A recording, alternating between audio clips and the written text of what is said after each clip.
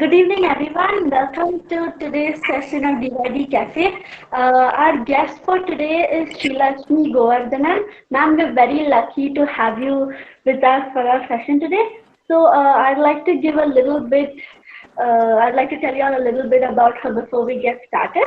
Srilakshmi is an accomplished Indian classical dancer and disciple of Pashtumarti Rasaya Sharma. She is a renowned choreographer and imparts training in art research, art management, art writing, Sala, and Natwanga. She has been actively researching and documenting Kuchipudi Yakshagana by spending time at Kuchipudi village in Agra to understand the evolving tradition of Kuchipudi. She is the founder and artistic director of the Avantika Space for Dance, where she holds the next generation to master the fine grace, the pure form of Kuchipudi. One of the most interesting things about her is that she completed her master's degree in psychological counseling, and having practiced counseling, she has given more insights about therapeutic powers of art as well. Uh, Thank you so much for being here with us today, Matt. Over to Gopika. So thank you, Neha. And thank you, Sri Lakshmi, for joining us. I'm sure it's a great pleasure to have you, especially for all the dreamers today. So, your journey, I'm sure, has been very inspiring. But can you hear me? Yes, it's Sri very Lakshmi? good. Yeah. So, you have done your master's in psychology, and today you have a very successful career in dance. What triggered that choice? You know, Okay. What made me choose dance over psychology? right. Okay. Um, uh, it's. See, dance was always a part of my life. I started dancing, or I started learning dance since the age of 3.5, 4. So it was always there with me. Um, so what happened is, I thought dance would be my hobby and I will have a profession, so I'll have a regular income, I can survive, so I would feel much more peaceful, one with myself. So I don't have to struggle so much, but dance will be still there with me. That was my thought, and I lived like that. But after a point you realize, this is not enough. um, and as a psychologist, my career was successful. I had good practice, good life. But at the point, I realized that my happiness is in dance. So then it was a quick decision. If you think so much, if you sit and ponder, what will happen if I continue psychology, if I do dance part time. Okay, maybe for another 5 years I'll work as a psychologist, I'll earn more money, I'll feel secure, then I'll get into psychology. Then I'll get into dance. That really doesn't work in my life. Every decision that I've taken is like very spontaneous. And So at a point I realized, dance gives me more happiness and more confidence, and that is what I want in my life. So I just decided and I plunged into it. That's what happened actually. There was I didn't had any other choice. If I had to live my life, I had to make that choice. So that's what I did.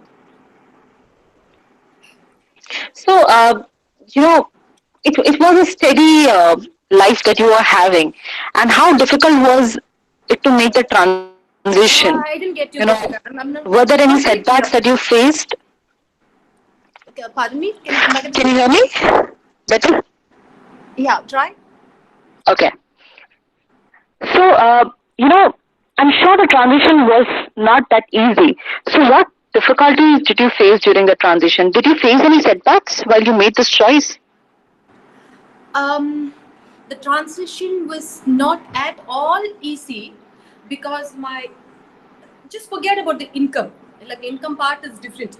Um, when I decided to um, get into dance, that I was 28. You can imagine that age. So I'm single, a single woman, and the pressure from the society is too much at that point. So when you are, supposed to make a very steady life, that's the time I'm making a transition. So it was so much pressure from all the side, and more than that, I didn't go into performance, or I didn't go into a full-fledged dance performance or that area. I started learning again. So I found my guru, and I restarted my learning. So the whole transition was very difficult. So for some time, I was understanding myself. That changed my life completely. Probably I would say till the age of 30, I was I was coping with all the changes that was happening in my life. But this is what you want in your life, so you wouldn't find it that difficult. It is challenging, but it is very interesting challenge that you are facing. You won't collapse, you won't feel frustrated or demotivated. You have a drive, you are doing something that you crave for. So transition was difficult in many other ways, but it was not not something that would uh, make me fall or collapse, basically. So you're saying that even there were challenges, I you can't hear you, still Gupta. can you hear me now? Yeah, better. So you're saying that even when you had all those challenges, you still found it interesting because that you were doing something that you really loved. I didn't get you, Gopika, sorry. So, okay, just tell me if you are able to hear me. Yes, now it's clear, very clear. Okay. So I'm saying, even things were very challenging at that point of time. You still found happiness in that because you were saying that because you loved doing dance, so you were okay with whatever challenges that came your way. Yes. Yes. So, Sri Lakshmi, see, creative forms, any creative forms, be it art or music or anything, it always needs a social acceptance. So, dance also needs that acceptance from the society. You need that social acceptance so that people trust you, believe you, give you that opportunity to present, perform, uh, trust you with you being a teacher. Did you face any struggle with that? You had your own insecurities there? Luckily, I think luckily not much, because I was a performer from my school days, and social acceptance in the sense like getting programs and Right, see, exactly. yeah. Um, Neha, that's what I said. It was a very different transition for me. See, till the age of 28, I was working as a psychologist. I was also performing, and during those period, I had a feeling that I should be accepted.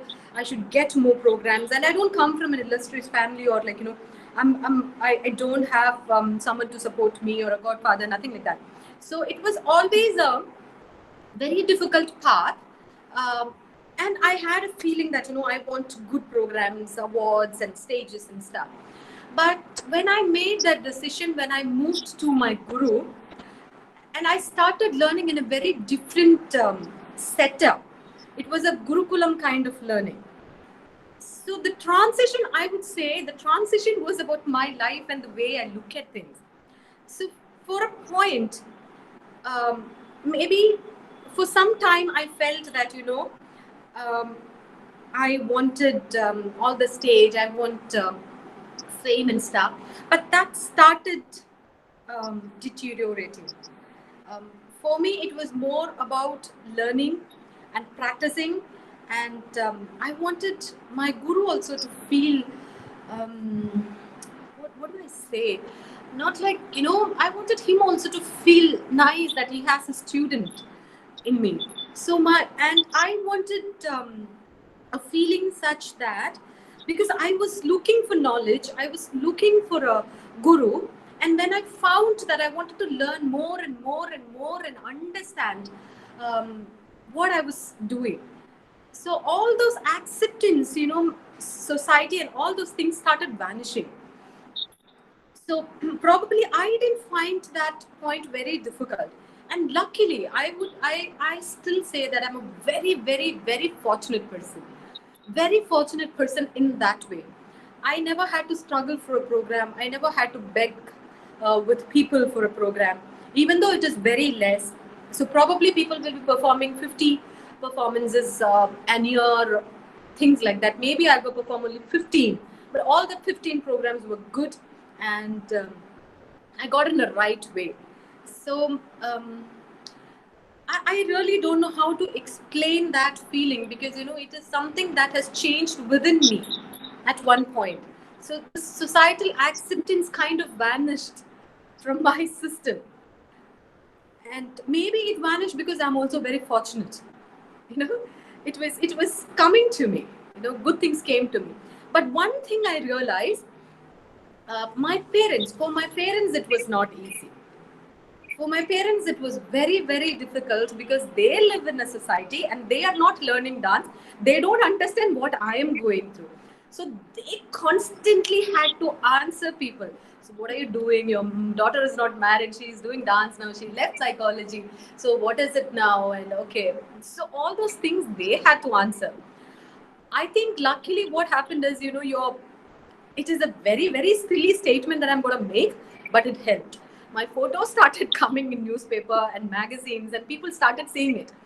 So once you are, accepted in the media, so-called media, that gives you a better chance. So my parents were also kind of relieved. So they can say, oh no, she has gone there, she has performed, she has got this award. So kind of relieved in a way.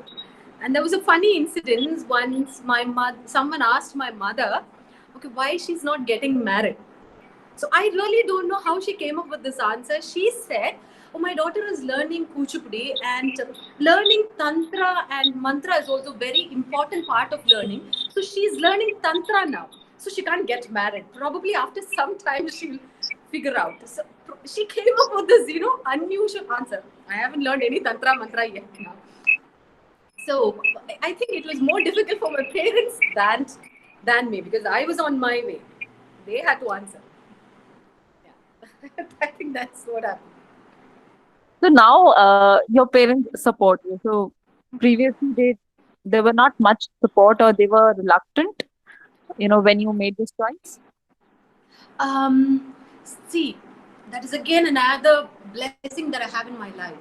I have been dancing all my life. Okay, my parents were supportive, but the problem was they thought, like everyone, they thought I will take psychology. I will have a PhD.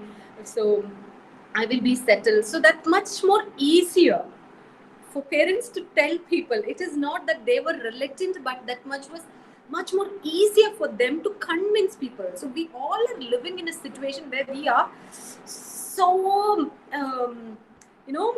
stuck on convincing people. So, but they were not reluctant. They had problems with, the people they had to meet. And another thing, because they really don't know what is happening in my life, or they don't know about Kuchipudi or intricacies of it, they didn't interfere much. Because they didn't interfere much, that gave me freedom. So I had so much of freedom and to follow my art.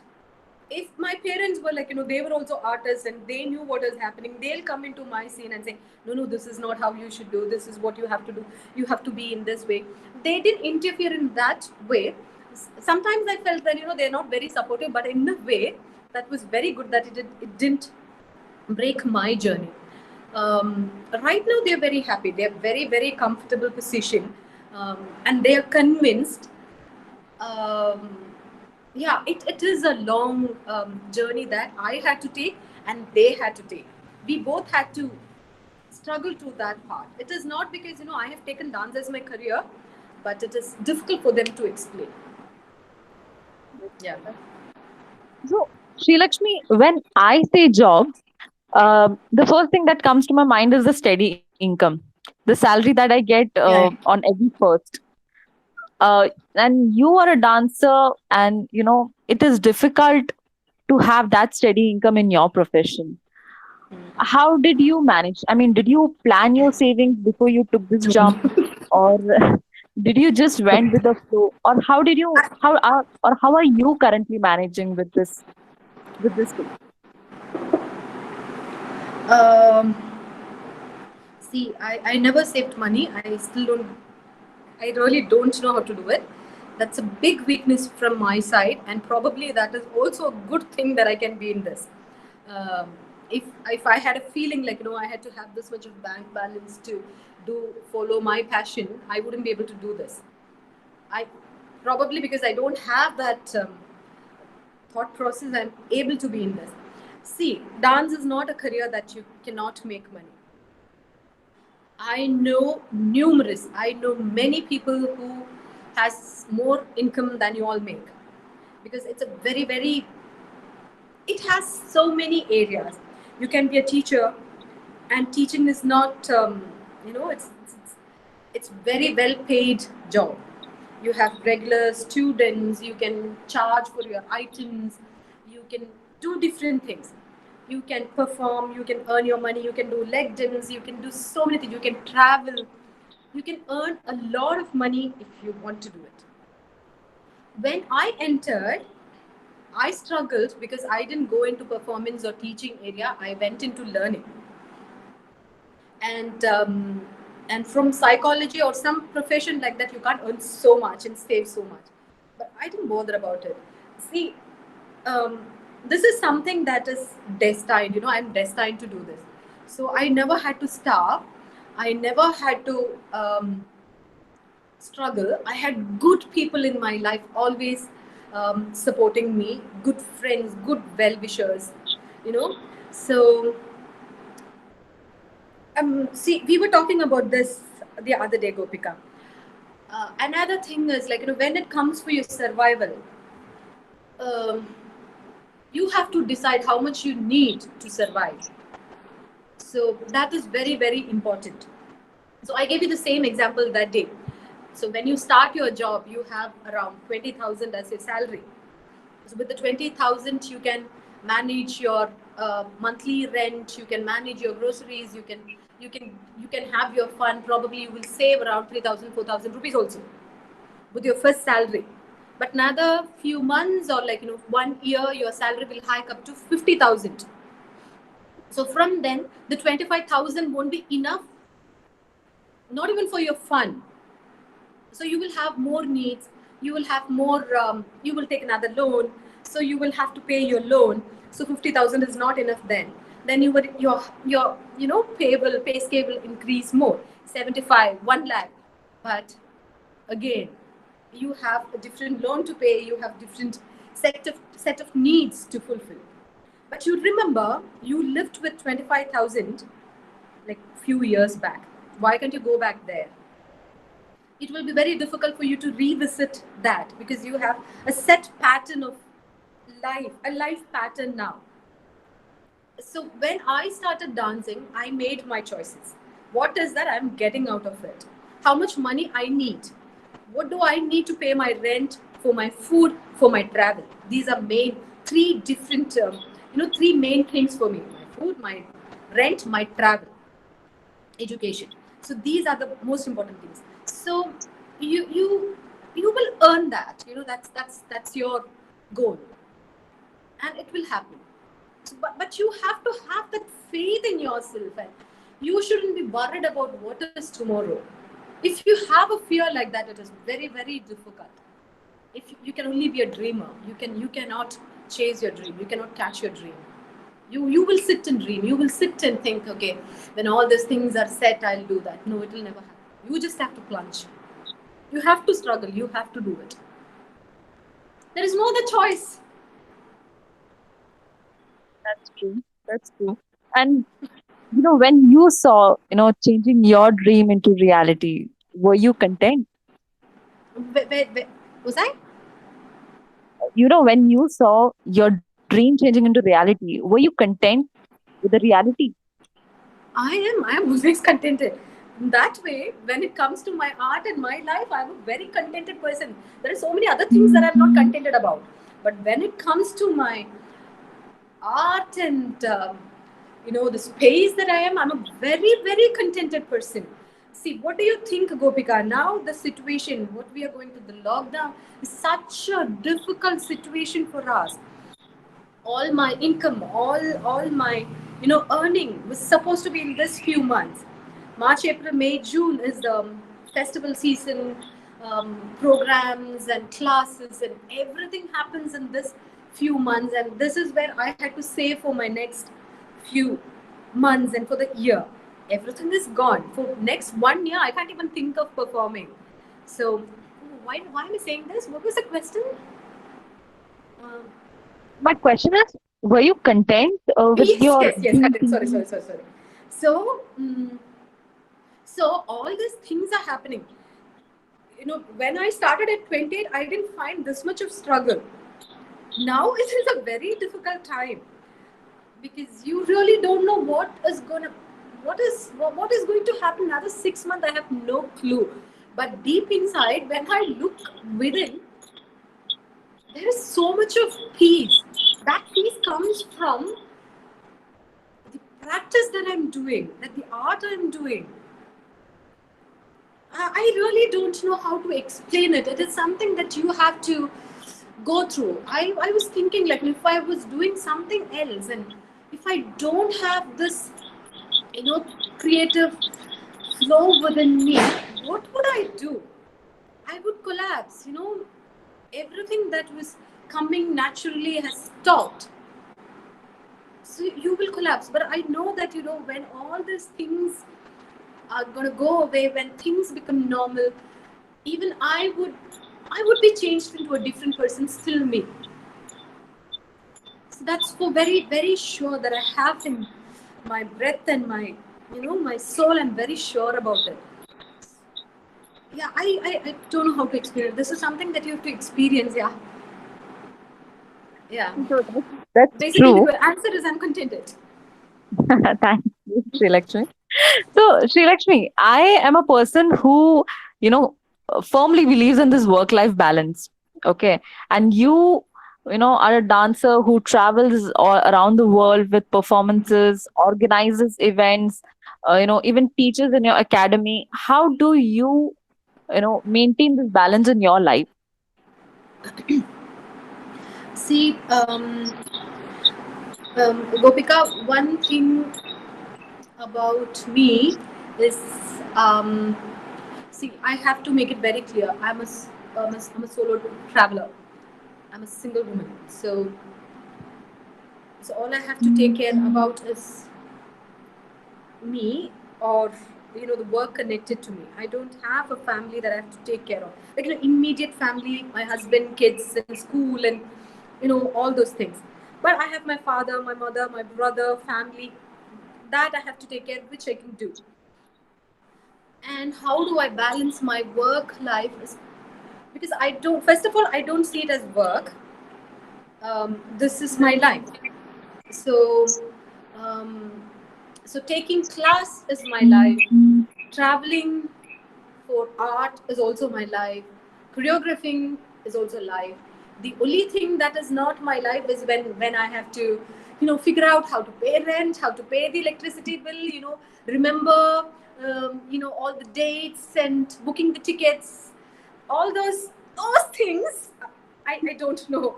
I find it very difficult, and that's the time I think, oh, I need a manager. I wish I had someone to do all those things. Those things I can't manage. But rest of the things that you said, like your work, I don't have a work. Basically, I'm living what I do, what I like and love. So, but again, I would come back to it. You have to find a balance in how much amount you spent on one thing. like how much time I give to my classes, for my students, for my choreography, and to my family. My family is also very very important because they are aged, they're old. If I don't see them for more than a week, it is difficult for them. So I'll have to find time to spend there. And spending time at home is a different atmosphere altogether. It's altogether a different scenario. But still, deep within, you will have your art going on. So I think I'm constantly not working. Probably I'm constantly living with what I love to do. Yeah, except the times that I have to do all these odd jobs. Yeah. I think that's great because I don't think so. A lot of people get to do that. Living with, I mean, living a life. There's no work. See, There's no. Gopika, but again, there is another thing. Okay, I have friends who does the same thing. They're also dancers. They're also artists. They're actors. You know, but if you find this frustrating, then that's a different story altogether. For me, it is not frustrating. But I have seen married artist couples and they're constantly together discussing their life and their art. And I've noticed, probably because this is my psychology thing, I have noticed they don't have a life of their own. Um, it's all merged so much. It's very difficult to figure out what they are after a point. You shouldn't lose yourself. You know, whatever you enter into, whether it is a marriage or a work or whatever you do, you shouldn't lose yourself. That's a very, very narrow line to know what you are and what you need and to keep your identity. See, because this identity and your rational thinking is very, very important. How you fall into politics, how you fall into religion, how you fall into so many ideologies and you madly, blindly follow it is also losing yourself. You should have that clear thought of what you're following and what you're doing. So that's a very, very narrow line because we can be brainwashed so easily. We can be conditioned in so many different ways. So that's very important. I think that's the key line to balance your life, not to lose yourself. It has to Really be don't very know clear what in I'm the head. speaking. I hope I'm making sense. No, but what I understood is that it has to be very clear in head, and you are the one who makes that decision and you cross that line. So if you are very You clear, have to I think come back everything and will. check all the time. You have to go back to the point where you started and check where you started, what you're doing, what you dreamt at that time, what are you doing now, what are the things that is influencing you. Constantly you have to check and be very clear. Okay. So, Shilakshmi, I think we have a lot of people who have been like inspired and or who are dreamers who want to achieve in their lives. So, what would be your message to them? What you What would have be made mine? that change? What would be your message to all those dreamers who wants to, make the change, who wants to achieve their dreams? What would be your message? Uh, message. Go big. Message. I don't have a message. Um, from my life, what I would say is, God, it's a very tricky situation. Mm, you know, see, I did what I did because I knew that is my reality. That is what I wanted, and I was very clear about it. So, for those who dream about it, I would always ask, take the plunge. You have to get it started. You can't sit and dream. You will have to start it somewhere. But again, that is not the message that I'm giving, but you have your own reality, so you will have so many other things to think about: your family, your what all responsibilities you have a reality check with that. And if you want to chase your dream, don't wait around so much, just start doing it. And if you can't do it full time, do something that will make you happy, that at some point you will feel peaceful about it. So I'm not going to give a message, but I'll tell you what I do in my life. I think that's better because I'm not good at giving messages. I'm good at doing what I do. So what I do in my life is I have my students. I have very less students. I don't teach many. So when I teach them, see, I'm very emotional about them. They all are in their, you know, probably 13 to 20, 22, 25 age range. So what I do is I teach them different areas of dance, not just performing, teaching, choreographing, about the musicality, about Natwangam, the Talam, then about writing about dance, reading about dance, critiquing about dance. Forget all these things. I take them to different programs and help them to appreciate different art forms, to understand different art forms, to understand the nuances of different art forms. So they have a whole, you know, because this is the age, it's like sponge, they will absorb everything, so they are taking everything. You know why I'm doing this? Because I know what I have gone through. I've seen many people going through the same stuff. My girls, my students, they are going to face this at one point. They will have to get married. uh, they wouldn't be able to, probably some of them will be, or they wouldn't be able to, you know, talk to their parents and make their choices. They would get into a profession, they will work for ages, and they will have children, they will have work, and one point they're going to collapse. Because, you know, most of them, they have this very strong desire to, you know, be in this field, and probably they may not have that chance. But why I am giving them this is, at the age of 28 or 30 or 35 or 40, when they decide to restart, they shouldn't fumble. They can easily go back to what they did. They'll be able to figure out what they have heard and seen, and maybe get into something that interests them. So even if they're working, if they have children, so many responsibilities, probably they'll be able to watch many programs, write about it or read about it, or just watch and be happy about it. So some part of their heart will connect with art. So what I do is I keep it open for them, you know, open all the arenas for them. So at a point they won't collapse. They will be able to gain themselves. So this is not a message, but, you know, this is what I do in my life. So sometimes I have felt art is a very, you know, very possessive mistress. You have a mistress, you have a, you know, you are married, you have a boyfriend, or you have a mistress. You always tend to fall towards your mistress, and if your mistress is very possessive, your life will be very difficult. Art is a possessive mistress, I would say. You know, it won't leave you. It will just grab you like this. So be prepared for that. So that's it. I hope I made sense. I don't know, but this is what I do.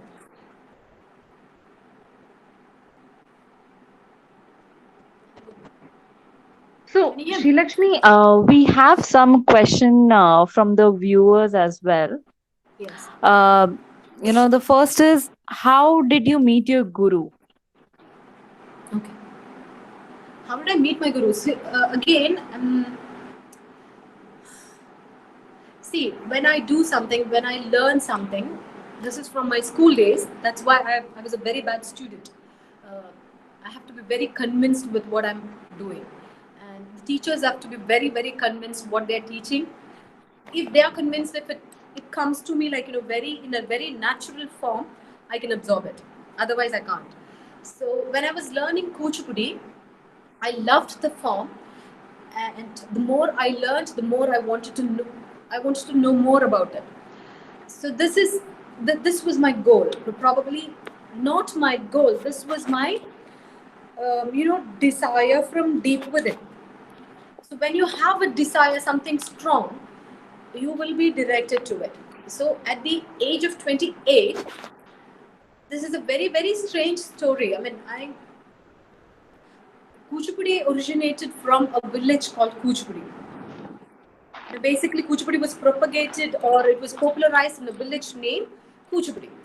So you must have heard about Metal Devika. She's a very famous Mohiniyattam dancer. She's a scholar, academician. So she's very close to me. At that time, she just mentioned, Shri, have you heard about Kuchipudi village? Probably, there'll be somebody for you there. Chechi said that in a very passing, she just said that. But that kind of stayed in my head. She said that when I was like 26 or something. At the age of 28, when I decided to leave psychology, I just took off to Kuchipudi village. It was 2 hours from Vijayawada, and I spoke to someone there, and they only know Telugu. So I knew that my guru will be there, and I went there and I found my guru. It is as strange as it is. So it is as strange as it is. My guru, I found my guru there, and my searching for a guru stopped there, and my life started. A new chapter, not new chapter, a new life started from there. Very, very strange things happens in your life. My guru has gone through a lot of struggles and problems in his life, and how life changes. Okay, so during that time, I had to earn one dance, and I used to send him money. He wouldn't be able to take classes at that time because he was going through so much struggle. But I would send him money regularly for his treatment, for his son's treatment and stuff for years. So, and all are gone. His son is gone, wife is gone, daughter is gone. So he's alone now. And he doesn't have much of responsibilities. You won't believe, during this lockdown, there was one point I had a meltdown. So he called me. Sometimes, he sends it. So he called me and he said, "What happened to you?" And I was not crying all those days. And suddenly I started crying. I said, I'm feeling very down. I don't have any programs and everything is cancelled, Master Garu. I don't know what to do. You know what he said? Sri Lakshmi, sent me your account number. I'll send you 50,000. He is a guru, 80 years old. And he has no money. He has no one. He lives in a very, very sad condition, but he has earned and saved some money. So see how the cycle changed. So immediately I was relieved, and I said, no, I don't need money, Master Gara. I'm just happy I spoke to you. Suddenly you have this reaffirmation from different areas. So he is my guru. We were destined to meet, and I found him because I was supposed to meet him. So, Sri Lakshmi, we have another question from Tarun, who wants to ask you, how much time do you spend learning and practicing? I'm still learning. I'm still learning. I'm still going to my guru. I learn from my guru, and I also learn from different people about different nuances of dance and techniques. I still learn, and practicing. I'm not a person who's that disciplined. I have tried it so many times to be disciplined in my life. I am not that. So I don't have a regular time, like from this time to this time I practice. No, but I do my work every day. I would be either thinking about dance or choreographing or practicing. See, it is not something that is separate from myself. So it keeps happening. And I'm not a person who is very, very... see, I like a forest. I like a forest than a manicured garden or a park. So I'm a person who keeps it more raw. So whatever comes to me, I do it. So I still learn, and even now talking with you all is also a part of work, because I'm getting in touch with so many things that I've never thought, or yeah. So the next question is from Vinish. You're using a lot of concepts from psychology, even the conversations that you're having. We could make out that so many psychological concepts that you are using. So has it ever helped in your dance? So much. Every now and then, everything. See, learning psychology, not just interacting with my children, not forget that your interaction with public or with people, understanding things, how it helped my dance. I would say that, see, each character, it is very, very important when you do a character, when you're choreographing a piece. If you're working on a character, you have to understand that character properly. So with the psychology background, it is easy for me to travel into their their life, what they would have gone through, their past experience, how their past experience would have formed, how that will form a behavior in them, how that behavior will affect the other person. So I can easily figure out, not easily, but it comes naturally for me to figure out a character in a much clear way. So psychology has helped me in immensely, and I have always found Natya Shastra, and Natya Shastra is the text of psychology. If you take Navarasa or different acting techniques in Natya Shastram, you break it down, it is all different emotions, different mindset a person goes through. So how your mind works and how physiologically you go through it, and all these things are very clearly written in Natya Shastra. So for you to understand that in a very personal way, you have to know psychology a bit. So probably because I have learned psychology, I see everything that way. Maybe that way also. So in my character, in my dance choreographies, in my learning, understanding art, understanding people, everything, psychology has helped me a lot. It's not just psychology, learning psychology, okay, because I have learned psychological counseling. And ours was a very holistic course. So we have worked with a lot of people, a lot of therapy sessions. So it's very intense training. I got a very intense training in psychology as well as in dance. So probably that's what it is. So, Sri Lakshmi, Rashmi wants to ask you, how did you made your thoughts channelize? Thoughts channelized in the sense? I think probably how did you channelize your thoughts on making Maybe that maybe Rashmi can make it clear. Rashmi can ask me and make it very clear. Channelize. I didn't understand the word channelize. Okay. So Rashmi has another question as well. So do you use dance as a therapy? I used to do it. I used to do dance as a therapy with children, but now I don't do it as a profession or see, because learning dance and working on art itself is therapeutic. So initially, I wanted to, when I was doing psychology, I wanted to do dance therapy. I wanted to go abroad and do a course in dance therapy and come back and work on it.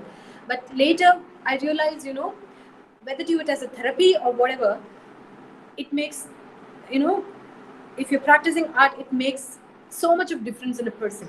So I see it in my day-to-day life. I see it in my children. I see it with people I interact with. So practicing any art in the right way is therapeutic. So right now, I don't use it as therapy, but it is a very natural process. For Rashmi, see, if you want to use it as a therapy, um, is she a is she into dance, or she connected to something like that? Or? Rashmi, you can just unmute yourself and ask directly the question to Sri Lakshmi. You can clear your doubts here.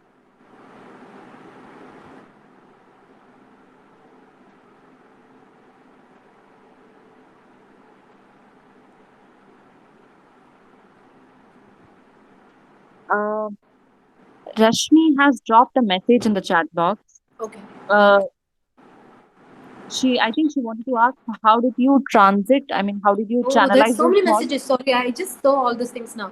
How did you made your thoughts channelize?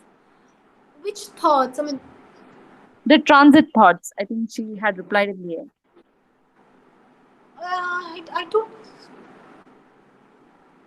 know. I don't think I channelized. I just plunged into it. I just took a decision and did it. So I don't know about it. Is this same Rashmi? Rashmi, inborn talents always first choice. Yeah, probably. The Rashmi Swaroop. Rashmi Swaroop. But I don't see any. Do you apply your psychology in dance performance as a therapist? Dance performance as a therapist. Yeah, this is what I answered that. Another thing, Right. probably this is for everyone.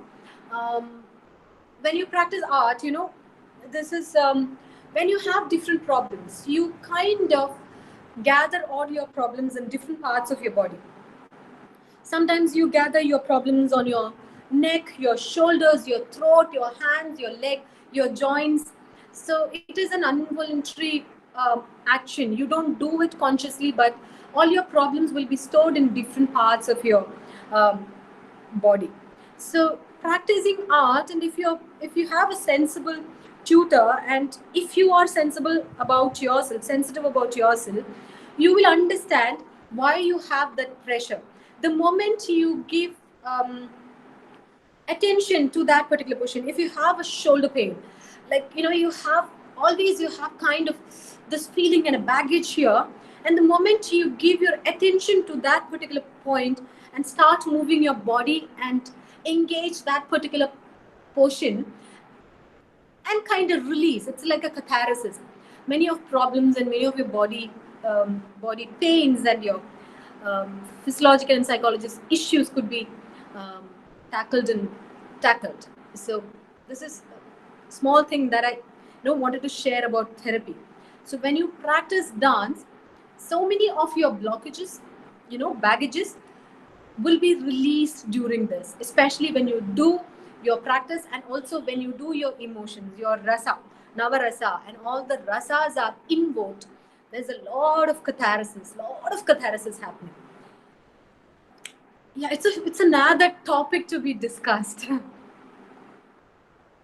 So, Sri Lakshmi, we have another question from Chaitanya. Um, has also wished you a belated, birthday Thank you. wishes to you. Thank you. So, Chaitanya's question is, art and artist, how do you look at this relationship? Art and artist. Right. How do you look at this relationship? Means artist separate from the artist, or art and artist? How do you look at this relationship? I don't understand the question. I really don't know how to answer that. Probably, how, is it art can be so strong in an artist, or how different was your relationship with an artist? I mean, you truly believe in that art, or probably just Chaitanya can just unmute and clarify the question here. Chaitanya, you there? Artist, how do you look at art and artist? How do you look at this relationship? Art is a very personal. See, probably I'll explain what I understood. Okay, art is something very personal to a person. Um, and if you're correlating it, you see a very good performance on stage. It's a wonderful performance. That person oozes out, energy and beauty and everything. But as a person, that person may not be that good to interact with and all. So I don't know. Is that the question that you're asking, or no? I think I don't know how to answer that question. Art and artist. How do you look at this relationship? So no worries. I think Neha has another question for you. Sorry, Chaitanya. How Sorry. how long do you continue dancing for? I mean, would you consider going back to counseling as a career again? No. No, I don't. So you have made your final choice. Yes. No, I won't go back to counseling. But I'm doing my bit. I'm always interacting with people. I'm all see. Counseling is one to one, or to a group. But see, my art is also changing. The way I look at things are changing. My concepts are changing.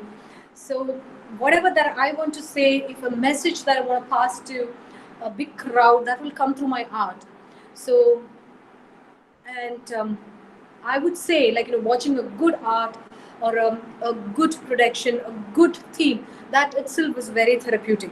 So probably I may not go. No, I won't go back to one-to-one counseling, but I think I have that in me very strong. So that's an involuntary action that will keep happening, but that will never be my profession. And I'll be So dancing for a teacher. that's great, great. So Vinish has a question for you. Vinish, question is, do you have any suggestions to people who may not be as privileged to make a choice? Um, any suggestions to? Okay. See, it's not a suggestion. See, first of all, we all have to understand this is our life, and it is as unpredictable as it is, because 2 months back we all know how we were. We were all running around.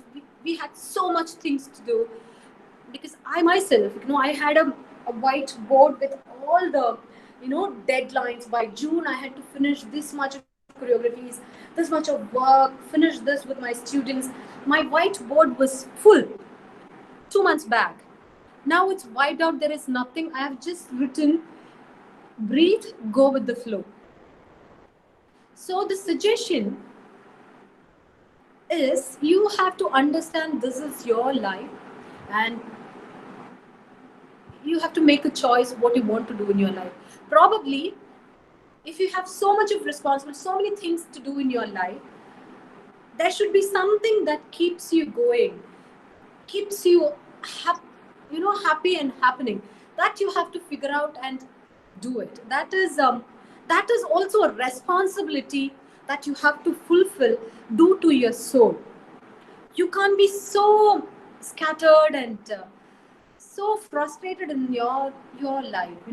Just be gracious and be good to yourself also. So that's a choice and decision that you have to make. I wouldn't ask anyone to take it as full time, what I am doing now, and struggle and get to this area and all. You don't have to do that, but you can always make a choice that some little portion of your life is very precious, and value it and do what you want to do. So that's choice you make, and the time and energy that you give into it. Yeah, yeah. That's I that's hope I lovely. made sense, Vinish. Oh, definitely, definitely. I think that's lovely, and I think that's something that we all can take it. It's our life, and no matter how privileged or unprivileged we are, the choice is we have to make, right? Yes. So that's great. So Arjun has another question for you. How did you feel representing your art form in front of the Prime Minister? What will I? How did you feel representing your art form in front of the Prime Minister? Representing, see, not just Prime Minister, representing the art form with anybody, it's an honor, and it is such fulfilling feeling. That particular event was, I don't have so much of patriotism in me, but anyone will be so patriotic at that point. When we went to Make in India, Hannover Messe, um, at Germany, every street, every street had Indian flag. Um, so they have this German flag and Indian flag, because India was a partnering country. So you would feel so happy walking across the street, and you feel Indian flag, and you really feel like, I don't know what that feeling is. And when we were performing at that particular venue, till that day, we were considered as some dancers from India dancing. So it is the inaugural ceremony. So dancers will dance. That's how they all looked at us. But we all got dressed. We know what India is. Our culture is so diverse.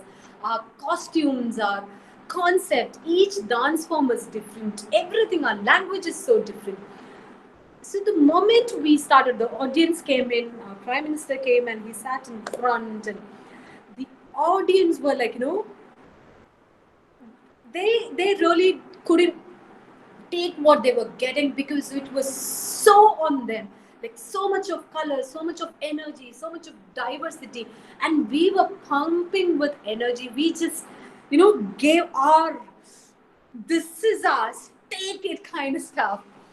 And after that performance, the crowd was mad. And after the performance, the way people looked at us, and they all were like, with so much of admiration and hope for Indian artists. And so not just me, as a whole artist community, I felt so good at that venue. Yeah, it's yeah, I think I said that. That was lovely to hear. I mean, I guess we can now actually sense that It was so beautiful. pride and the happiness. So, I think Lloyd has one question for you. Uh, Who? Lloyd, Okay. uh, so you seem to appreciate everything about your life, environment, and people. Uh, does this practice bring the law of attraction of good things to you? Uh, what the last part I didn't get. Does this practice brings the law of attraction of good things to you? Yeah, that's a good question. See, when it comes to art and practice, and it always brings good to me, because I'm very sure about what I'm practicing, what I'm doing, what I want. So everything good about art happens to me, and even if it doesn't, I know that it is going to be good. But what you said is very true. The law of attraction is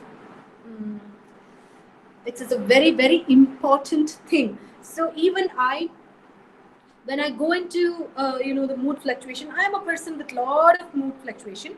So when I go down, I keep saying this to myself, whatever problems um, I have, I knew that I kind of invited it. So I try to go back to my um, my good area and work on it. So yes, connected to my art and life, exactly, the laws of attraction has done it.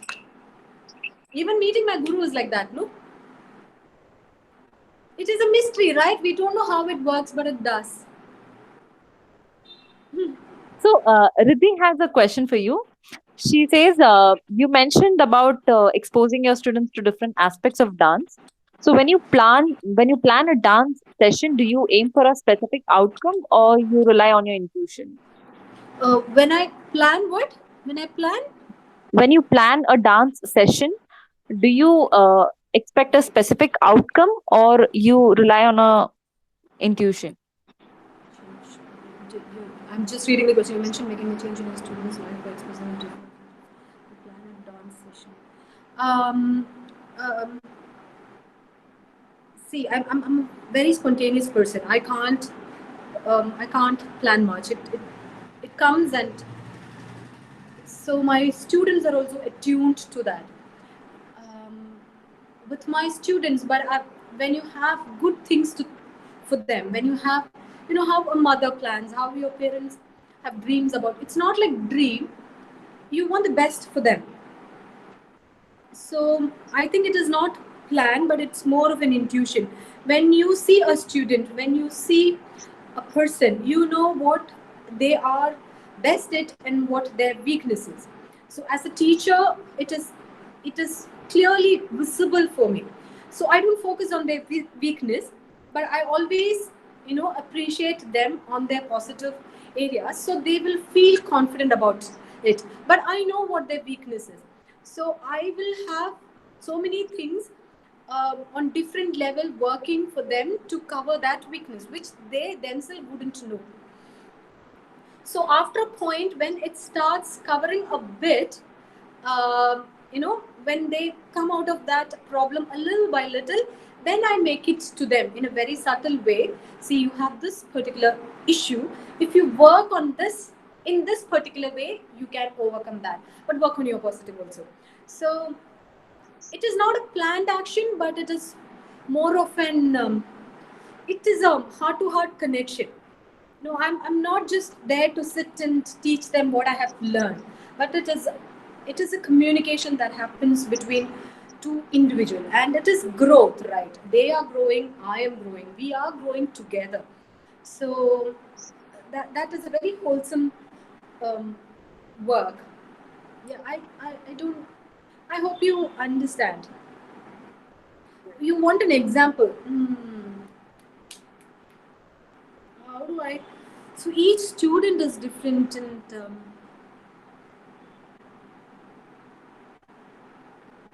I challenge them. That is another thing, Riddhi. What I do is if they are, see, so I can be very cruel also. Okay, I can be very, very cruel and rude on them.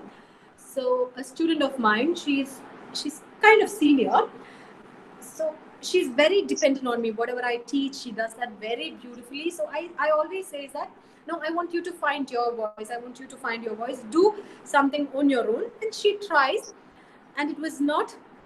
She knew that I'll help her all the time. So there was one program. It was a live performance. So we were working on a production, and the last bit of her choreography, I left it.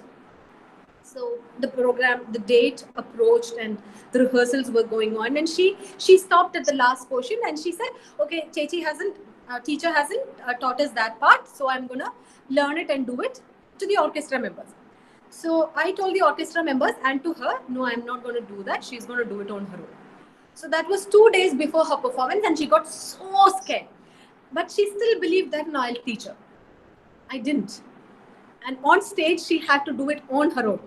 So she was so scared, but I told her before we went onto the stage, I said, you do whatever you want, you make mistake, you make stupid things, I don't care, but I want you to do something on your own. Then face the audience, do it, and come back.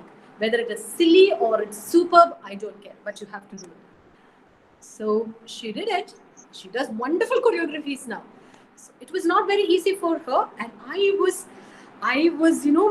also so scared. I was palpitating on stage. I really didn't know what she was going to do, but we had to take that measure. We had to take that step. So like that. So that is one example, Riddhi. So I think Balaji has a question for you. Learning art form is becoming something more expensive these days. That makes it a distant dream for some. Could you share your thoughts? No, what you said is very, very true, but not just learning. Everything is very expensive today. So not just learning, everything is very expensive. But when it comes to art, what could be done to bridge that gap? No, I don't have an answer to it. We have to work on several areas to take care of this particular thing. If you look at, I don't agree people charging exorbitantly for teaching and everything. But at the same time, people have to survive. If you are a teacher, if you are a performer, you have to survive as well. So the survival, even that is very depleted now. It's very high. The what do you say? What's the word for it? Our I'm not getting the right word, but our lifestyle and the expenses for that is very high. But I understand that this particular point. See, for me, learning art, when I started at 28, I had no saving. And till then, when I was learning, I had to pay 10,000, 15,000, 20,000 per item. So when I went to my guru, the first thing I asked him, Master, how do I pay you? And he said, you don't have to pay me anything. You learn, that is your payment. So I started crying at that point.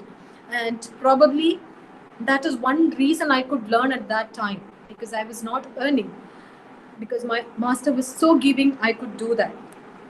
So it is, you have to figure out, if you want to learn something, you have to figure out, if you don't have that kind of money, you have to figure out where to get it genuinely. Uh, yeah, you have to find where you can get it genuinely. That is again a search. Otherwise, I do agree with you. Everything is so expensive today and very difficult to sustain. Yeah. So there's actually a lot of questions coming in, but I think we are overshooting the time. So just one last question that I will take. So there's one question. In what ways technology can help artists? Have you used any technology, any apps or tools to help you? I didn't understand what. In what ways technology can help artists? Have you used any technology, any apps or tools to help you? Actually, that's a very good question, but I have no clue about it. See, because of this lockdown, I started using Zoom and Google Talk and online classes and whatever. I even bought a stand for camera. Otherwise, I'm not at all a technology oriented person, but it has helped. Lot of my friends, they use a lot of technology into their presentation, into their teaching, into their daily life, and it has helped them a lot. But for me, um, sorry, I'm just kindergarten student now. I'm learning. At least I'm using Google. Whatever talk is this now? This is the first time. Last time I spoke to Gopika, so I really don't know. Probably another 2 years I'll be well versed in it, because it looks like we have to live with this for another few years. So I learn. So, thank you, Shilakshmi. I mean, it means a lot that you Thank you. have, taken out the time. Um, one Um, question, Gopika. Can I see these questions even we end the session, or it'll go? Yes, yes, Sri Lakshmi, you can see those questions. If you want to see it now, you can definitely look through Yeah, it. I just want If to read not, through it, because people have yeah, asked, and I don't want to yeah, just yeah. go without reading that. Yes, yes. Yeah. Do you So want we can Gopika take to? 5 more minutes. Yes, yes, yes. sure, You, sure, definitely, Gopika, definitely, can you run through it? Yeah. definitely. So, we have one question from Rajat Kumar, Rajat is a who very wants. good friend of mine. He's a beautiful artist. We are from the same village. Okay, oh, that's wonderful. Thanks, Rajat, for joining in. So, what's Rajat's question is, what's your thoughts on giving back to the world or society? Do you think you have a plan to use your art form in that directional, or you will focus only on expressing yourself through dance that will entertain uh, the thoughts No, anyway? no. Um, yeah. I feel like. Um, See, that's what I said. My outlook about life has changed. So, see, probably I am a very purist when it comes to dance. I learned traditional art form, I perform traditional art form. But what I realized recently, like past few years, what I've realized is whatever I want to say is connected to the contemporary issues that we face. I have my own politics. So um, I think what I want to tell to the society, to the world, will be about my politics later. It is not going to be always stories from epics. Even if it is stories from epics, it will have a take on the contemporary society. So that's that's a change that has happened in me, and I really don't know how to handle it, but I think it will eventually become more clear to me. I have time. It will appear, and it will happen. I hope So, yeah, I'm sure he must have got it. What I meant. we have one question from Ulas, who wants to ask you: did you connect with your audience while dancing, or your audience influence your performance?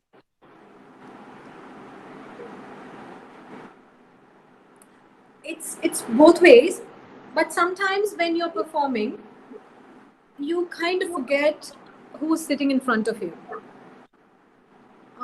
you will be immersed in what you're doing, what you're communicating. Um, at that point, the audience don't matter. But what I have realized, what is more important is when you start performing, when you start communicating, I always felt myself and the audience are not separate things. We are one. We are connected with one thread. So that is our aim. You have to connect to your audience. Audience has to connect to you. So without your knowledge, um, without knowing, you will start communicating. So at a point, there is no difference between the performer and the audience. And sometimes audience, but I can predominantly this is what I have experienced in my life. But sometimes I have gone into my own world and I had my own experiences. But later, when we finish our performance, we get to hear similar thoughts from the audience also. So whether you connect or not, something is connecting, because we all are communicating. All are communicating simultaneously. So many energy waves are sending, and upload, and what is that technology, uplink and download, whatever is happening at that time. Yeah. We have next question from Rashmi Swaroop. Her question is, how do you differentiate Lasya and Tandava cosmic dance forms on our mood? On our On our mood. own. See, again, it's a very, very. See, Rashmi, I'll tell you something very genuinely. I'm still very confused with this Lasya and Tandava concept, because it is something you have to understand so much from within. The moment you think about Lasya, you imagine a woman who is very subtle and coy and all. And Tandava person goes, open and very, loud and loud.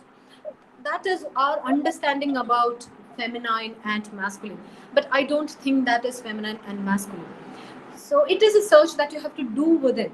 So if you look at yourself, Rashmi, there will be so many instances where you are not always coy. You are in charge of your life. You are the power of your life. So that means you have that, the energy and masculinity in you. At the same time, you could. I don't know whether you are married.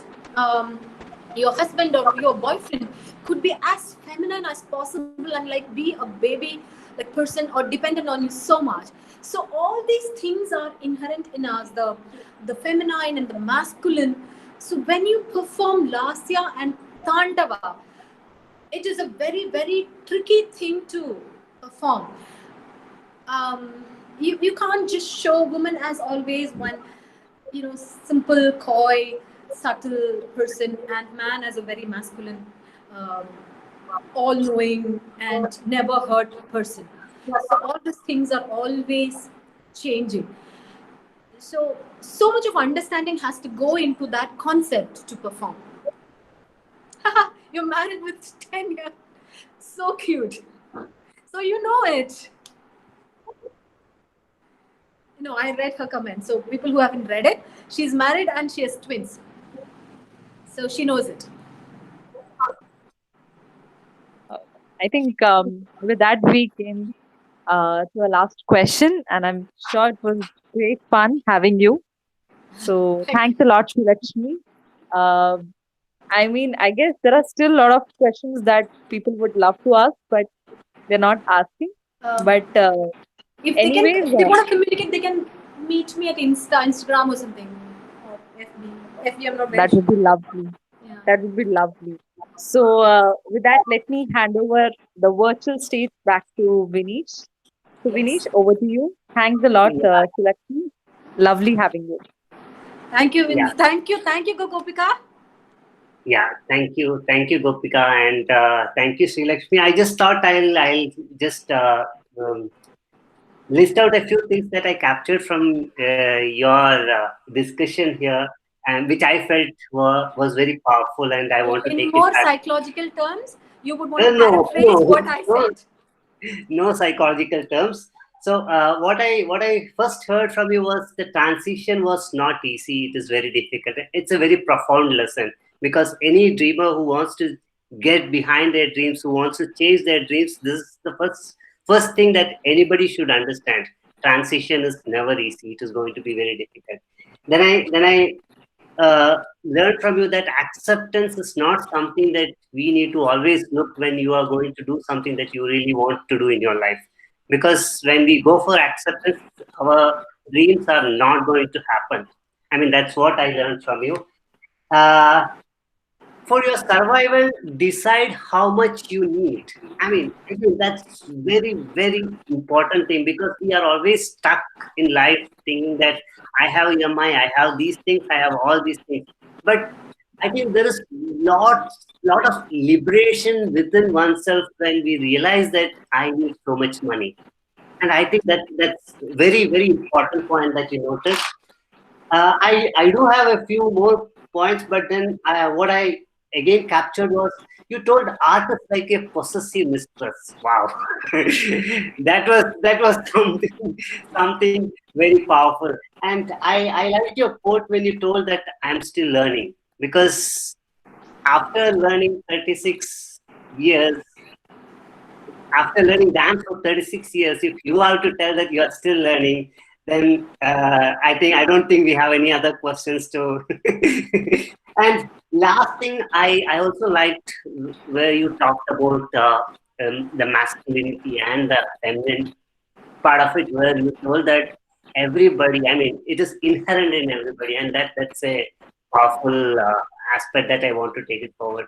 So I think it was a very interesting, insightful session, and I think all the dreamers that who joined us today will definitely be able to at least get something, some trigger in them. And I think with this session today, it was so very, I mean, I'm very happy after listening to you and after listening to your wonderful story. So thank you for your time. On behalf of all our participants, all our dreamers, as we call, let me once again thank you for your time, because we just requested you and you were with us for all these 1 hour and more than that.